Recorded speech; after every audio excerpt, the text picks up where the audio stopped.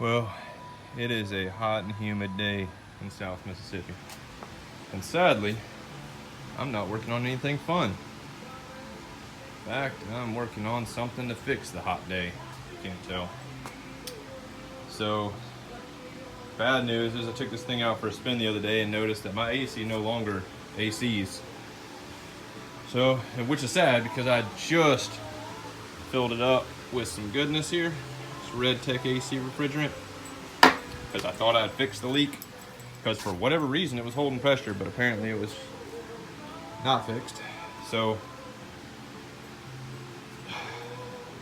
tore this apart, got the intercooler off, and I found my problem. Which I suspected pretty quick anyways. So, apparently I'm not going to be able to run a fan because you can see that nicely new machined pin there. Made a nice little machine groove right there.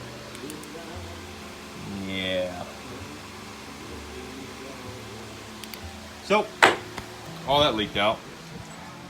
Luckily, I contacted the guy I got my condenser from. Watch out, puppy. And I got a new one.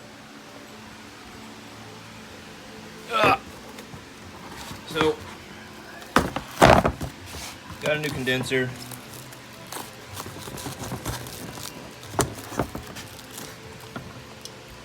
And yeah, hopefully this will work. And something I'm just noticing is it doesn't appear to have a spot for a damn trinary switch. Awesome. Well, that's gonna be a problem. Son of a bitch. Well, it looks like I won't be able to fix this today. I'll be calling him back and getting a replacement. So yeah, unless I don't feel like crimping new fittings on. Unless I crimp a fitting on, put the trinary on one of the hoses, but I can't really do that. But anyways, that's what I'm dealing with. But I don't even know what's on the agenda after fixing the AC, to be honest.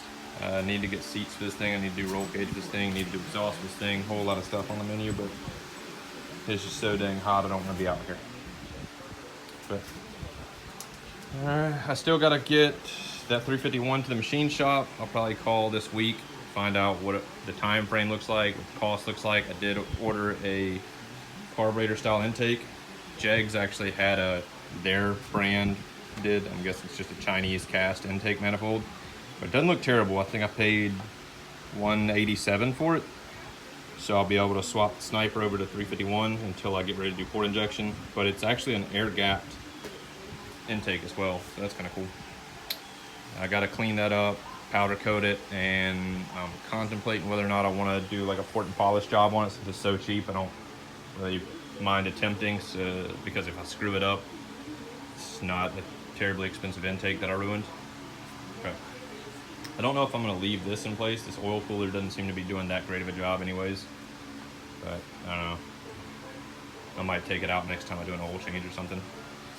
Alright guys, thanks for watching, and yeah, so much for that shit.